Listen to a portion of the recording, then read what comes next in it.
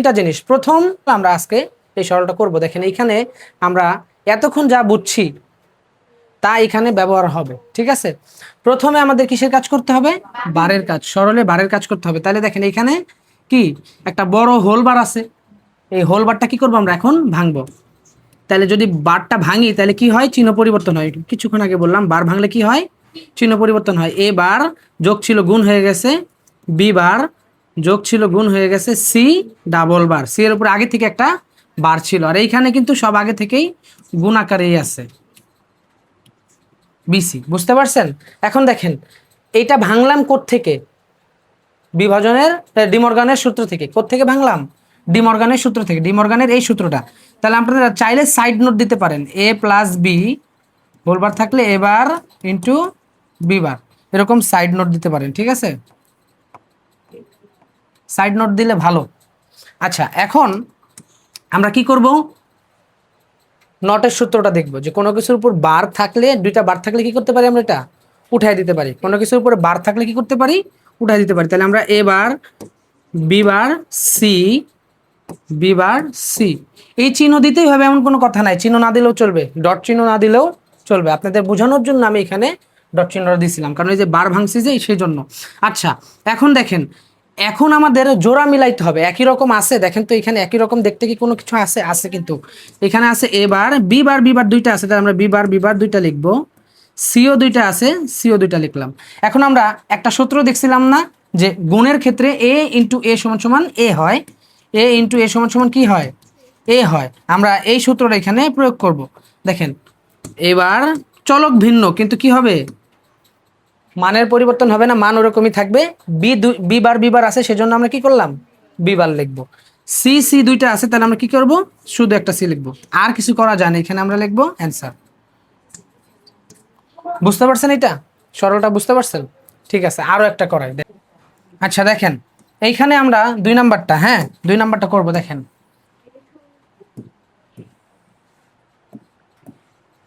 এইখানে দেখেন কোথাও কি কোনো বার আছে? আমরা বলছিলাম সরলের 3টা শর্ত। প্রথম শর্ত হলো সরলের কি করতে হয়? বারের কাজ আগে করতে হয়। যদি বারের কাজ শেষ করা যায় বা বার না থাকে, তাহলে আমাদের কিসের কাজ করতে হয়?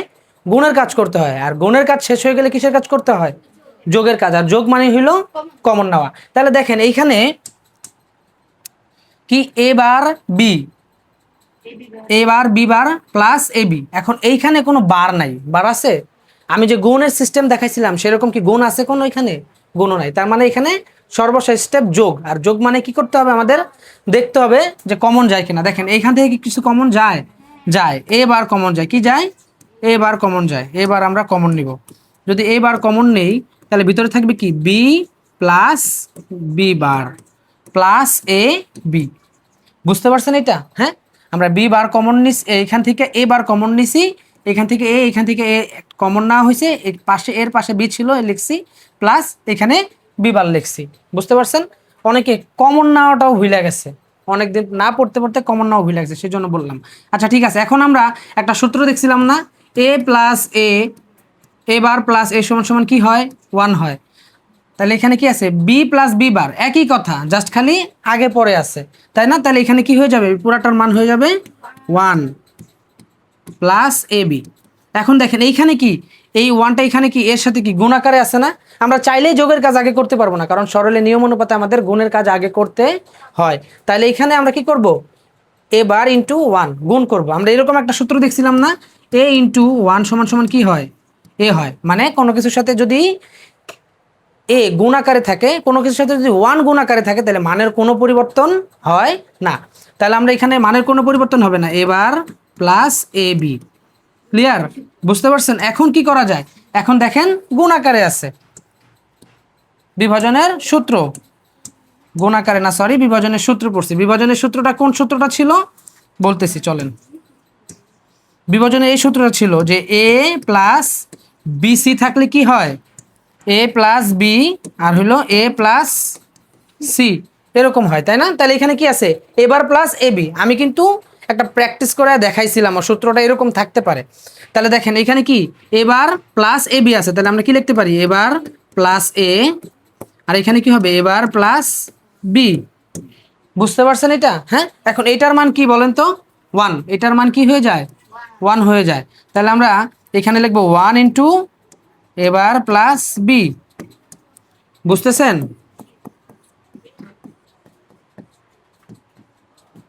আচ্ছা, এখন কোনো কিছুর সাথে যদি 1 গুণ আকারে থাকে মানের কোনো পরিবর্তন হয় না, মানের কোনো পরিবর্তন হয় না। তাহলে এইখানে কি হবে এবার প্লাস বি, এটাই আমাদের কি অ্যান্সার। বুঝতে পারছেন? পারবেন?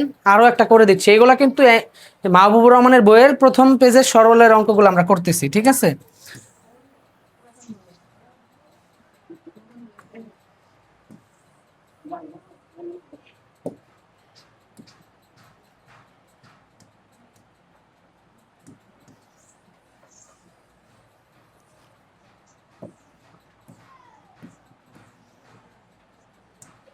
আচ্ছা, পরে আমরা 3 নাম্বারটা করব।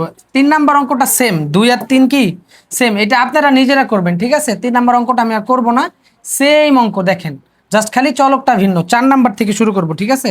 4 নাম্বারটা কি করা হয়েছে এখানে দেখেন।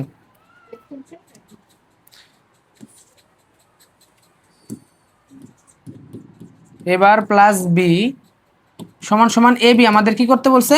প্রমাণ করতে বলছে। এইখানে এরকম সমান সমান দেওয়া অঙ্ক মানে কি আমাদের প্রমাণ করতে বলছে যে left hand side is equal to right hand side. এখন আমরা কোনটা দেখা প্রমাণ করব? এই যে এইটা দেখা প্রমাণ করব।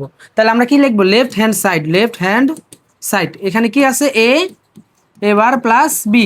এটা বিভাজনের সূত্রই হয়ে আছে। বিভাজনের কোন সূত্রটা হয়ে আছে বলতে পারবেন? বিভাজনের এই যে সূত্রটা এ ইন্টু বি প্লাস সি, এই সূত্রটা হয়ে আছে। তাহলে আমি বলছিলাম কি এই ধরনের সূত্রের ক্ষেত্রে কি করতে হয়? এটার সাথে একবার গুণাকারে থাকবে, এ সি এর সাথে একবার গুণাকারে থাকবে, তাহলে এ বি প্লাস এসি। বুঝতে পারছেন এটা? হ্যাঁ, সূত্রটা। তাহলে আমরা এখানে এটা প্রয়োগ করব। তাহলে এবারের সাথে কি হবে? এবার প্লাস এ বি। বুঝতেছেন এটা? দেখেন, খেয়াল করেন। তাহলে এখন এইটুকের মান কি হয়ে গেছে? 1 হয়ে গেছে। এইটুকের মান কি হয়ে গেছে? 1 হয়ে গেছে।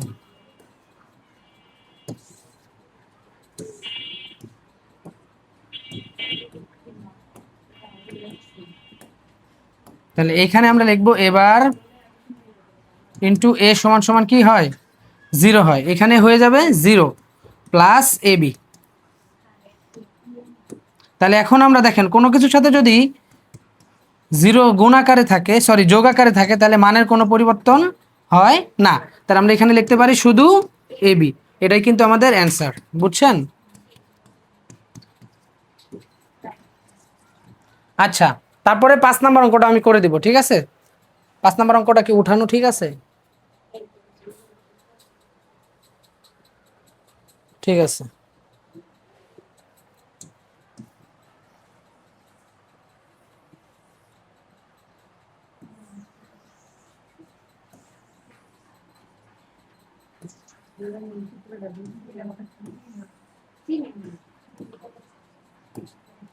আচ্ছা, 5 নাম্বার অঙ্ক দেখেন। 5 নাম্বার অঙ্কে কি বলছে? A B C plus A B bar C plus এবার এইখানেও কি কোথাও কোনো বার আছে? আমরা যে 3টা নিয়ম আমাদের মাথায় রাখতে হবে, সেটার ভিতরে কি প্রথমটা বারের কাজ, পরে গুণের কাজ, পরে যোগের কাজ। এখানে কোথাও বার ভাঙার মতো নাই, আবার গুণ করার মতনও কোনো সিস্টেমে নাই। তাহলে আমাদের কি করতে হবে? যোগ নিতে হবে, যোগের কাজ করতে হবে। আর যোগ মানে কি? কমন নেওয়া। এখানে কি কমন যায় বলেন তো? এইখান থেকে কি কমন যায়? এসি কমন যায়। এসি, হ্যাঁ এসি কমন যায়। তাহলে আমরা এসি কমন যদি নেই, তাহলে ভিতরে থাকে কি বি প্লাস বি বার, এখানে থাকে প্লাস এ বার। হ্যাঁ, আবার এইখানের এইটুকের মান কি বলেন তো? এটার মান হইল এ বার প্লাস এ সমান সমান আমরা কি জানি? 1 জানি। তাহলে এইটুকের মান কি হয়ে যাবে? এসি ইন্টু 1 প্লাস এ বার। আবার এইখানে কোনো কিছুর সাথে যদি 1 গুণ আকারে থাকে, তাহলে মানের কোনো পরিবর্তন হয় না। তাহলে এখানে লিখবো এসি প্লাস এ বার। দেখেন এইটা এখন কি হয়ে গেছে বলেন তো? বিভাজনের সূত্র হয়ে গেছে। জাস্ট খালি এইটা এইখানে থাকার কথা ছিল, এটা এইখানে আছে। হ্যাঁ, বিভাজনের সূত্র আমরা এরকম একটা দেখছিলাম না? দেখেন, খেয়াল করেন, এ প্লাস বিসি এরকম একটা সূত্র আমরা দেখছিলাম না? এটা ভাঙাইলে কি হয় বলেন? এ plus B A plus C বুঝতে পারছেন? এরকম হয়। তাহলে এটা আমরা যদি ভাঙি বা এটা যদি সূত্র প্রয়োগ করি তাহলে কি হবে? এ বার প্লাস এ, আর কি হবে? এ বার প্লাস সি। বুঝতে পারছেন? হ্যাঁ, বুঝতে পারছেন এটা? তাহলে তারপরে কি করতে হবে? তারপরে দেখেন, তারপরে আমাদের এইটার মান হয়ে যায় কত? 1। আর এখানে থাকে এ বার প্লাস সি। এখানে 1 কিভাবে হইল? এই যে সূত্র, এ বার প্লাস এ সমান সমান 1। বুঝতে পারছেন? তারপর দেখেন কোনো কিছুর সাথে যদি কোনো কোনো কিছুর সাথে যদি 1 যোগ গুণাকারে থাকে, মানের কোনো পরিবর্তন হয় না। তো দেখেন এই যে এখানে গুণাকার আছে, মানের কোনো পরিবর্তন হবে না। এ বার প্লাস সি, এটাই হবে কি আমাদের অ্যান্সার। বুঝতে পারছেন এটা? পারবেন? ঠিক আছে।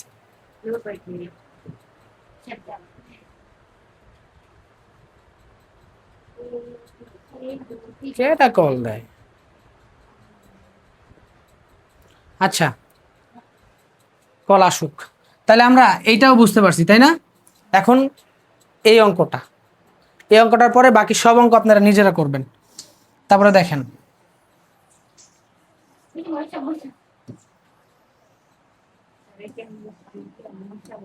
আচ্ছা 6 নাম্বার অঙ্ক, 6 নাম্বার অঙ্কের ভিতরে কি বলছে? এ প্লাস বি, আর এখানে আছে কি এ প্লাস বি বার সমান সমান এ, প্রমাণ করতে বলছে। এবারও আমাদের কি left hand side, left hand side নিয়ে কাজ করব। তা দেখেন এখানে কোথাও কোনো বার নাই, লেফট হ্যান্ড সাইডে কি কোথাও কোনো বার আছে? কোথাও কোনো বার নাই। তাহলে বারের কাজ এখানে করা যাবে না। এখানে কি আছে? গুণ আছে। এখানে কি আছে? গুণ আছে। তাহলে আমাদের গুণ করতে হবে। আমি গুণ করার নিয়মটা শিখেছিলাম যে এরকম স্ট্রাকচারে গুণ থাকবে। গুণ করতে হয় কিভাবে? এটা দ্বারা এটাকে একবার গুণ করতে হবে, এ এ প্লাস এ দ্বারা আবার বি বি বারকে করতে হবে। তাহলে কি হবে? A B bar plus B দ্বারা আবার এটাকে করতে হবে। তাহলে এ বি আমরা সাজাই লিখব একটু, এ বি প্লাস বি দ্বারা আবার এটাকে করলে হবে কি? বি বারকে করলে হবে কি? বি বি বার, এরকম হবে। বুঝতে পারছেন? আচ্ছা, এখন এখানে কি করা যায় দেখেন, এখন এখানে গুণ নাই, বারো নাই। আমাদের কি করতে হবে? এখন কমন নিতে হবে। তাহলে দেখেন এখানে দেখেন দুইটা একই রকম আছে না? আমরা কি একটা লিখতে পারি না সূত্রের মাধ্যমে? A B bar plus A B